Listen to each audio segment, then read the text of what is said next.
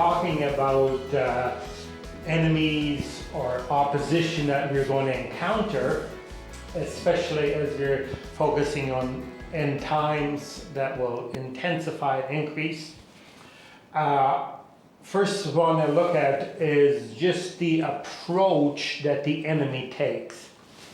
And I use the word enemy is very strong, but sometimes it's very when we talk about Satan and everything, of course, very much an enemy to the world. There's two aspects to it. We're supposed to reach the world, and yet we're not supposed to follow the way of the world, nor fall into the mold of the world. And so the way the world's going is contrary to the way Christianity is going. And so when we're thinking about dealing with end times and dealing with our surroundings, we need to understand the approach that they're taking. And we know that God, He has all power, and the power is not in the position that He's in, the power is in the person that He is. And so He is powerful. Just His presence is powerful. His word is powerful, sharper than any two-edged sword, piercing and dividing. And so God has a very powerful approach. He doesn't need position. He doesn't need support. He doesn't need approval. He doesn't need to be voted in. Just because He's God, His approach, He doesn't need a special approach. He just needs to be Himself. He just has to be Himself, and things happen. Well, when we're thinking about Satan and the world, and those that are trying to change the world against God, or conquer humanity, so to speak, well, they don't have that. Satan doesn't have that power within him. He's a created being. So he's within boundaries. We know that God, the power that Jesus used to cast out the demons, and the power of the Holy Spirit is given within us. And so we likewise don't need position or possessions or a high place in order for us to make a difference. And this is something that Jesus addressed a bit, and we see that laid out, especially in the New Testament, but throughout the Bible, is the approach that the enemy takes. And so he always seeks position, possessions, and that's where he gets his leverage. That's where the enemy the different enemies get their leverage, their advantage, their influence, their control, their ways to push their agendas. And so if they don't have position, if they don't have authority, if they don't have a higher place, they have no leverage. And so that is first thing we will run into when we as we're seeking to move forward with the Christian faith. We're going to the ones that are going to oppose us, where we're going to sense the opposition, where we're going to run into the opposition, is in places of authority, governments, schools, businesses, organizations, programs.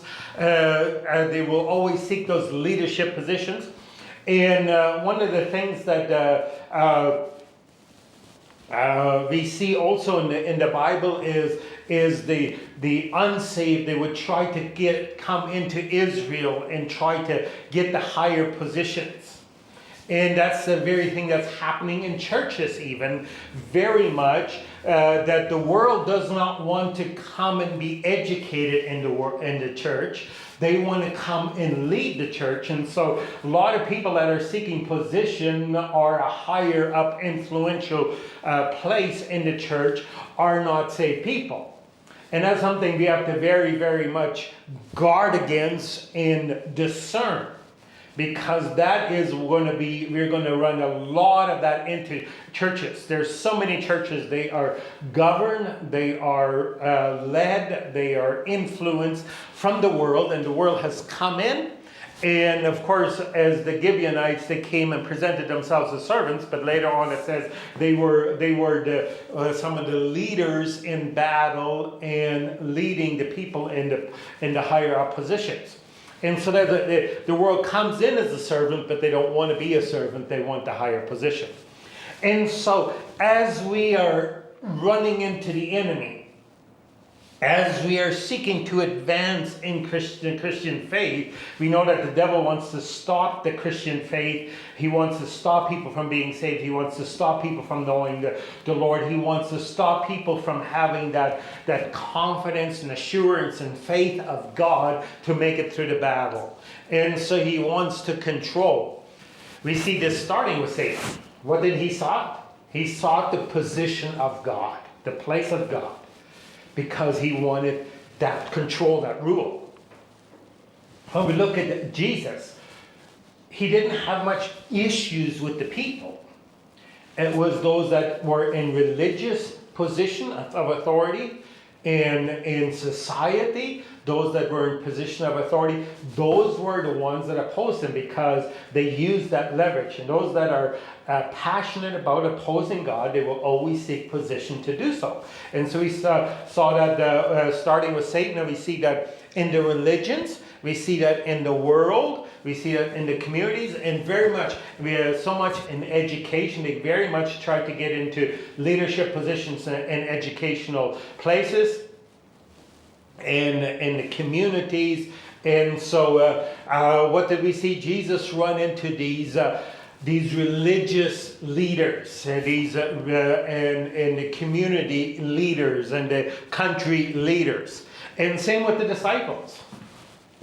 I mean, they would the people that they would give them a time to speak and everything, but it was the authorities that didn't.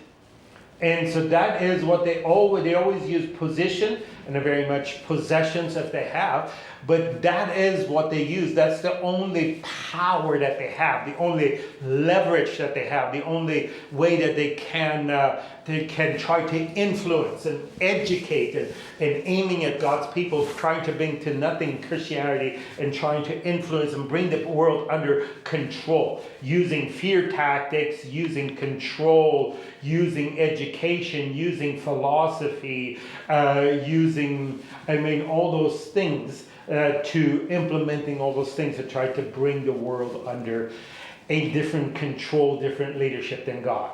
Now, let me just read you a couple of verses here where Jesus addressed this. Luke chapter 22, starting verse 24, it says, a dispute also arose among them as to which of them was regarded the greatest, the disciples. They have a discussing who's the greatest. And then Jesus responds, and the response that Jesus used, he says, and he said to them, the kings of the Gentile exercise lordship over them, he says. The kings are the rulers, that's how they do. They exercise lordship over them. And those in authority over them are called benefactors. They're called benefactors. And so he doesn't say they are benefactors. They are called benefactors. And so then he says, but not so with you. He says, rather let the greatest among you become as the youngest, or as the one that follows. And the leader is one who serves. And it says, for who is the greater? One who reclines at the table, or one who serves? Is it not the one who reclines at table? But I am among you as the one who serves. So we shouldn't try to find that. He says, that's how the world, that's how the Gentiles do it. But that's not how we do it. That's not how Christian. We don't need that leverage. When we use carnal means to try to promote Christianity, we develop a carnal fruit. And so the means that we use, the seed that we use, the power that we use determines the type of fruit that we produce. And so and when we use simply, I use my position to control people, I mean, that will not be a bold, courageous people. That will be a controlled, full of fear people. That's what it will produce. And that's because that's what the world uses. Matthew 20:25 says, but Jesus called them to him and said, you know that the rulers of the Gentiles lord over them, and their great ones exercise authority over them. It shall not be so among you, but whoever would be great among you must be your servant, and whoever would be first among you must be your slave. Even as the Son of Man came not to be served, but to serve, and to give his life a ransom for many. And so, the advantage or the leverage that we have, so to speak, is giving our lives as Jesus Christ did. That is. We are called witnesses. In Acts 1:8 it says, and we're called to be witnesses, or ye are witnesses. Not necessarily called, but he says you're going to receive power and you're going to be witnesses. That word witnesses is the same word that is a couple of times in the Bible translated martyr. And so it's not talking about something that we do, it's something that we are. We are witnesses. We are martyrs for the Lord. And that is our leverage. That's our power. But that's not the approach that the world takes. They don't want to give their life. They want to gain their life. They don't want to give up control. They want to gain control. And so they're always using power positions, always using that place of authority, place of influence as their leverage, as their advantage, as their way to try to overcome. And so we must not be afraid of people in position, people of authority. I mean, the world, they worship them. They worship the governments, people in government. I was watching something on YouTube the other day, and they were talking about Princess Diana. It was 25 years that she'd been gone, and there was people that were talking, and they said, boy, she was my idol. And there's some people saying my life changed when she died, and she was so much part of us. And that's what they do, they worship them. And it says they are called benefactors, philanthropists. And so it doesn't say they are, it says, Jesus says they're called that. They're called that by the world. And so that is what they seem to be people that the world has their hope in. But our hope is in Jesus Christ. And so they're called benefactors. They're called philanthropists. They're called people that portray good, or people that are bring good into the world, and yet the very opposite. They are the ones that oppose Christ. And I'm not pointing to individuals. I'm talking about what is happening in the world. And what we have to be careful, what we're going to encounter as we're trying to move forward for God, as we're trying to be faithful to God, as we're approaching the end time. You know, that is all they're going to try to close everything down on Christianity, squeeze us out of this world, and whatever it has to tell. And we're going to run into people that are in higher positions using that leverage to try to destroy Christianity. But what must we do? Trust in God, surrender our lives, be faithful, knowing that greater is he that is in you than he that's in the world. And so we'll continue in the next message. God bless.